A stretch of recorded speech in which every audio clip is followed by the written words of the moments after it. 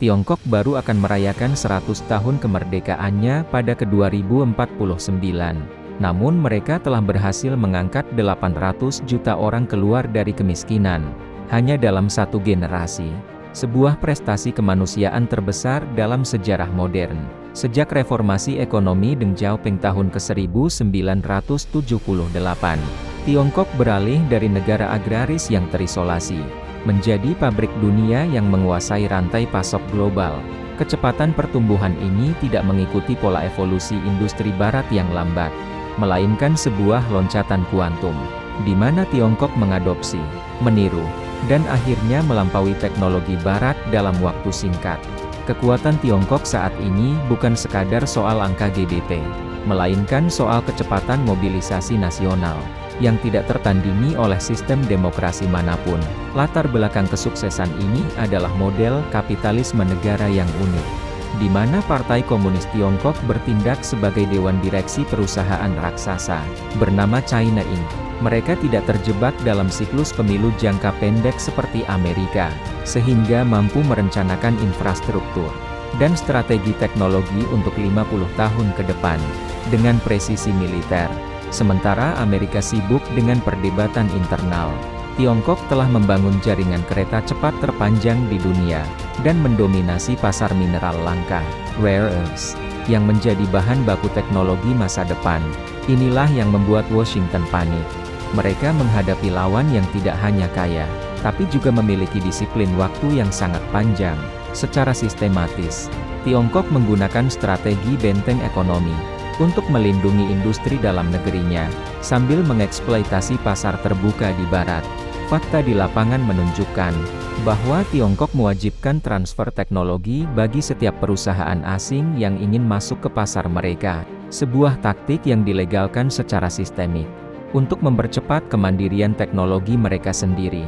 Dalam waktu kurang dari 50 tahun, mereka berubah dari perakit mainan menjadi pemimpin dalam teknologi 5G, kecerdasan buatan, dan ekonomi hijau. Tiongkok tidak menunggu untuk menjadi maju. Mereka memaksa diri mereka untuk maju, melalui kebijakan yang sangat intervensionis. Keberhasilan Tiongkok juga didorong oleh filosofi kolektivisme yang berakar pada Konfusianisme, yang mengutamakan stabilitas nasional di atas kebebasan individu. Kontras total dengan nilai liberalisme Amerika. Faktanya, rakyat Tiongkok secara historis bersedia menukar sebagian kebebasan sipil mereka, dengan janji kemakmuran dan martabat nasional yang sempat hilang selama abad penghinaan oleh kekuatan kolonial. Sentimen nasionalisme ini menjadi bahan bakar yang sangat efisien untuk memacu produktivitas luar biasa, menciptakan angkatan kerja yang disiplin, dan haus akan kemajuan. Tiongkok sedang menjalankan misi balas dendam sejarah untuk mengembalikan posisi mereka sebagai kerajaan tengah. Zhongguo, puncak dari segmen pertama ini adalah pemahaman bahwa Tiongkok telah mematahkan mitos Barat, bahwa kemakmuran hanya bisa dicapai melalui demokrasi liberal. Mereka membuktikan bahwa otokrasi yang efisien bisa menghasilkan pertumbuhan ekonomi yang lebih stabil dan cepat daripada sistem yang terpecah oleh politik faksi. Amerika Serikat, yang merasa telah memenangkan sejarah setelah runtuhnya Uni Soviet, kini menyadari bahwa mereka menghadapi tantangan yang jauh lebih kompleks. Sebuah negara yang menguasai kapitalisme lebih baik daripada penciptanya, namun dengan sistem politik yang tetap merah.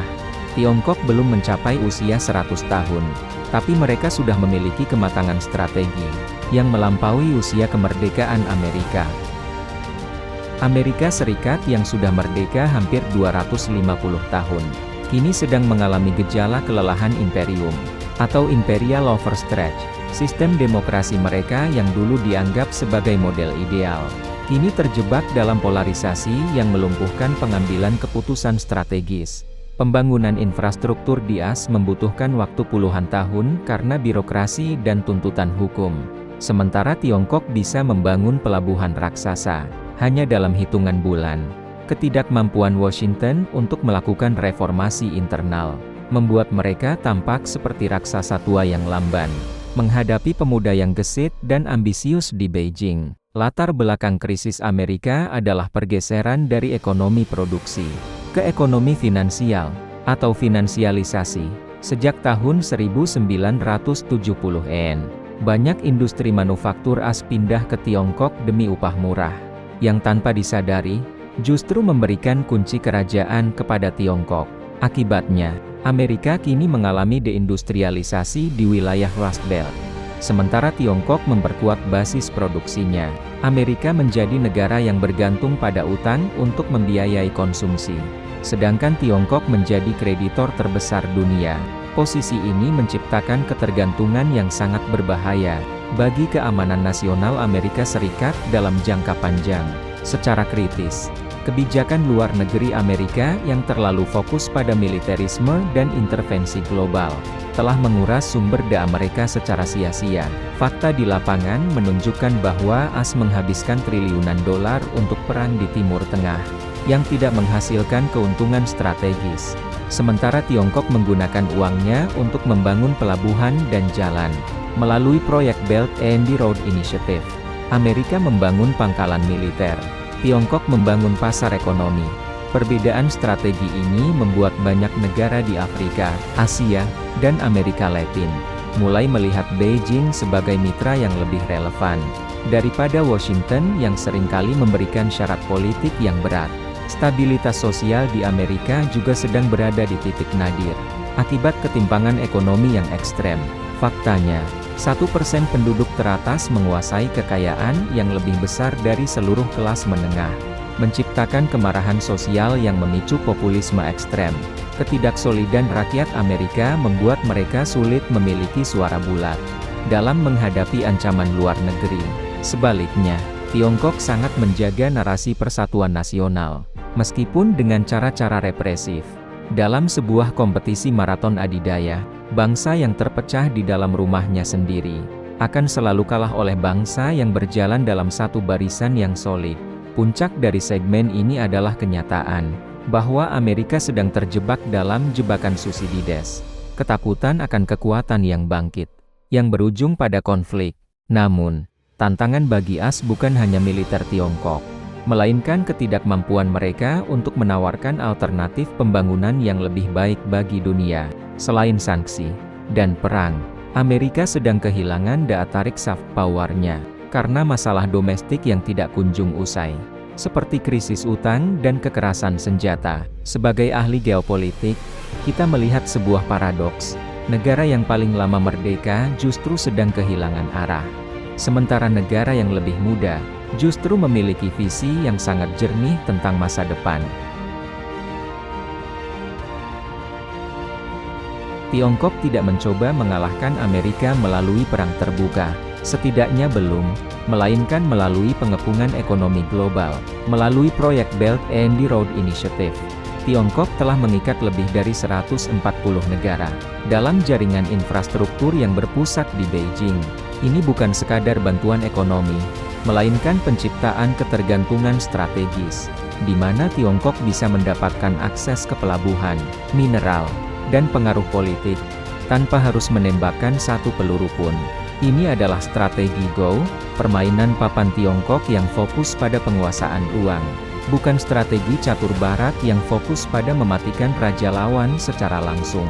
Latar belakang dari perang ini adalah upaya sistematis Tiongkok untuk menghancurkan senjata utama Amerika, dolar AS. Tiongkok memimpin gerakan dedolarisasi global dengan mempromosikan yuan sebagai mata uang perdagangan internasional, terutama di sektor energi bersama Rusia dan negara-negara Arab. Jika dunia tidak lagi menggunakan dolar, maka Amerika tidak akan bisa lagi membiayai utangnya dengan mudah, dan kekuatan sanksi ekonomi mereka akan hilang. Inilah ancaman eksistensial terbesar bagi Washington, karena kekuatan adidaya mereka dibangun di atas fondasi keuangan yang kini sedang digerogoti oleh Beijing setiap harinya. Dalam bidang teknologi, Tiongkok melakukan strategi tembok besar digital, yang membuat mereka mandiri dari ekosistem Silicon Valley. Fakta di lapangan menunjukkan bahwa Tiongkok telah membangun tandingan untuk setiap raksasa teknologi AS. Baidu menggantikan Google, Alibaba menggantikan Amazon, dan TikTok kini mendominasi budaya populer global, dengan menguasai data dan standar teknologi masa depan seperti A6G dan blockchain. Tiongkok bertujuan untuk mengatur aturan main dunia digital abad ini. Mereka tidak ingin sekadar menjadi pemain. Mereka ingin menjadi wasit dan pembuat aturan global yang baru, menggantikan tatanan pasca Perang Dunia Kedua yang dipimpin Barat. Secara militer, Tiongkok fokus pada strategi anti-akses atau area denial (A2E) untuk memastikan Amerika tidak bisa ikut campur di halaman belakang mereka, terutama Taiwan dan Laut China Selatan. Faktanya, Tiongkok kini memiliki angkatan laut dengan jumlah kapal terbanyak di dunia, dan rudal hipersonik yang sulit dicegat oleh sistem pertahanan AS. Mereka menyadari bahwa mereka tidak perlu menguasai seluruh dunia secara militer. Cukup dengan mengusir pengaruh AS dari Asia Pasifik, agar mereka bisa menjadi penguasa tunggal di kawasan, yang menjadi jantung pertumbuhan ekonomi dunia di abad ini. Puncak dari pembahasan sistematis ini adalah pengakuan bahwa Tiongkok telah menciptakan sistem alternatif yang komprehensif. Mereka menawarkan model Tiongkok kepada dunia, kemakmuran, tanpa perlu demokratisasi ala Barat. Strategi pengepungan ini sangat efektif, karena Tiongkok memanfaatkan lubang-lubang yang ditinggalkan oleh kebijakan isolasionis AS dalam beberapa tahun terakhir. Dunia sedang menyaksikan transisi kekuasaan yang sangat terencana, di mana Tiongkok bergerak dengan kesabaran seorang biksu, namun dengan ketajaman seorang pengusaha, menuju target 100 tahun mereka pada 2049, untuk menjadi negara adidaya nomor 1 di dunia. Indonesia saat ini berada di epicentrum persaingan dua raksasa ini, menjadikannya negara yang paling diincar, sekaligus paling rentan. Tiongkok telah menjadi mitra dagang nomor 1, dan investor infrastruktur terbesar bagi Indonesia, seperti proyek kereta cepat. Sementara Amerika Serikat tetap menjadi penjamin keamanan regional, dan pasar ekspor produk bernilai tinggi. Dilema bagi Jakarta adalah bagaimana menjaga kedaulatan di Laut Natuna Utara, tanpa menyinggung Beijing yang memegang kendali ekonomi, sembari tetap menjaga hubungan militer dengan Washington, tanpa terlihat seperti pion Barat. Posisi ini memaksa Indonesia untuk menjalankan diplomasi tingkat tinggi yang sangat berisiko. Salah langkah sedikit saja, ekonomi kita bisa disanksi, atau keamanan kita bisa terancam. Latar belakang dari posisi terjepit ini adalah ketergantungan industri Indonesia pada bahan baku dan teknologi Tiongkok yang sudah sangat mendalam. Fakta di lapangan menunjukkan bahwa hampir seluruh ekspor komoditas utama kita, seperti nikel dan batu bara, memiliki Tiongkok sebagai destinasi utama. Jika Tiongkok mengalami perlambatan ekonomi, atau jika Amerika memberikan tekanan melalui sanksi perdagangan terhadap negara-negara yang terlalu dekat dengan Beijing, maka stabilitas ekonomi dalam negeri kita akan langsung goyang.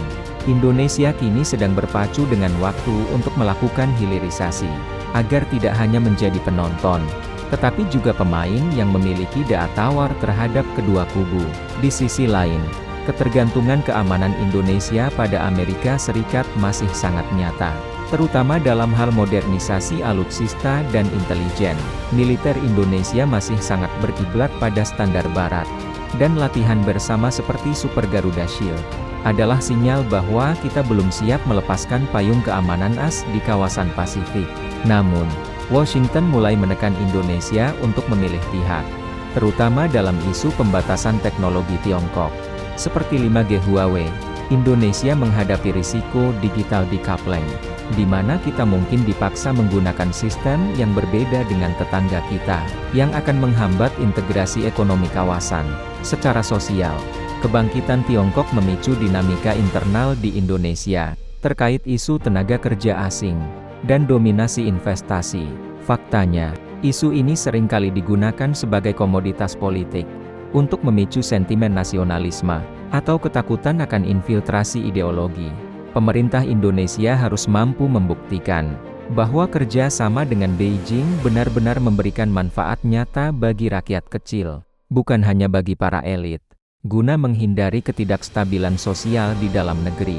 Tanpa soliditas internal, Indonesia akan mudah diadu domba oleh kepentingan luar, yang ingin menggunakan Nusantara sebagai medan tempur pengaruh mereka. Puncak dari dampak nasional ini adalah kesadaran bahwa Indonesia tidak bisa lagi hanya bersikap pasif. Kita harus memperkuat pengaruh kita di ASEAN, agar blok regional ini tidak pecah menjadi faksi pro-AS dan pro-Tiongkok. Jika ASEAN lemah, maka Indonesia akan berdiri sendirian, menghadapi tekanan dua adidaya tersebut. Kunci keselamatan kita adalah kemandirian ekonomi, dan ketegasan diplomasi. Kita harus menjadi poros yang menyeimbangkan, bukan lapangan tempat mereka bertarung. Masa depan Indonesia di abad Tiongkok ini akan ditentukan oleh seberapa berani kita berkata tidak pada tuntutan yang merugikan kepentingan nasional, dari pihak manapun itu berasal. Sejarah dunia adalah kuburan bagi imperium-imperium yang menganggap dirinya abadi. Tiongkok sedang berada di jalur cepat untuk menjadi adidaya nomor satu sebelum usia 100 tahun kemerdekaannya. Namun mereka juga menghadapi tantangan internal yang masif, seperti krisis demografi, penuaan penduduk, dan utang sektor properti. Pertanyaannya bukan lagi apakah Tiongkok akan bangkit, karena mereka sudah bangkit. Pertanyaannya adalah, apakah Amerika sanggup melakukan penemuan kembali atas dirinya sendiri? Jika Amerika tetap terjebak dalam perpecahan politik dan ekonomi yang hanya menguntungkan segelintir elit, maka tongkat estafet kepemimpinan dunia akan berpindah secara alami ke tangan Beijing.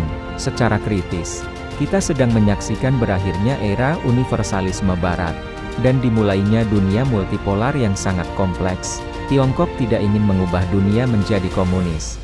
Mereka hanya ingin dunia yang aman bagi kepentingan bisnis dan politik mereka, tanpa campur tangan nilai-nilai Barat.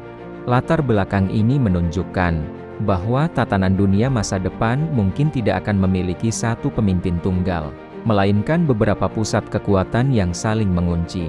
Namun, transisi ini sangat berbahaya, karena biasanya diiringi oleh konflik besar. Amerika yang sedang menurun kekuatannya, sering kali menjadi lebih berbahaya daripada saat mereka berada di puncak kejayaan, karena ketakutan akan kehilangan status. Fakta di lapangan menunjukkan bahwa dominasi Tiongkok di masa depan akan sangat bergantung pada keberhasilan mereka memenangkan hati dunia melalui soft power, sesuatu yang hingga kini masih menjadi titik lemah mereka dibandingkan Amerika. Dunia mungkin mengagumi infrastruktur Tiongkok, namun mereka masih lebih menyukai budaya populer dan ideologi kebebasan ala Barat. Jika Tiongkok gagal menawarkan visi dunia yang lebih menarik daripada sekadar transaksi ekonomi, mereka mungkin akan menguasai pasar dunia, namun tidak akan pernah benar-benar menguasai jiwa manusia secara global. Inilah celah terakhir yang masih dimiliki Amerika Serikat untuk tetap relevan di panggung dunia. Bagi kita semua, pelajaran terbesar dari kebangkitan Tiongkok yang kilat ini adalah bahwa visi jangka panjang dan disiplin nasional bisa mengalahkan tradisi ratusan tahun. Tiongkok membuktikan bahwa sejarah tidak harus berjalan linier. Negara yang hancur bisa bangkit menjadi penguasa dalam waktu singkat, jika mereka tahu bagaimana mengelola sumber daya dan teknologinya. Amerika harus belajar dari Tiongkok tentang bagaimana membangun kembali negaranya. Sementara Tiongkok harus belajar dari sejarah, bahwa kekuasaan tanpa fleksibilitas politik sering kali berakhir dengan ledakan internal. Puncak dari seluruh analisis ini adalah pengakuan bahwa kita sedang hidup di salah satu momen paling penting dalam sejarah manusia. Pergantian adidaya dari Amerika ke Tiongkok, atau pembagian kekuasaan di antara keduanya, akan menentukan nasib anak cucu kita, dari teknologi yang mereka gunakan, hingga bahasa yang mereka pelajari. Sebagai bangsa, Indonesia harus tetap waspada, cerdas, dan yang terpenting, bersatu. Karena di dunia yang didominasi oleh dua raksasa, bangsa yang lemah akan menjadi mangsa, namun bangsa yang berkarakter akan menjadi penentu. Selamat datang di abad Asia, di mana peta dunia sedang digambar ulang oleh tangan-tangan yang lebih muda, lebih haus, dan lebih ambisius.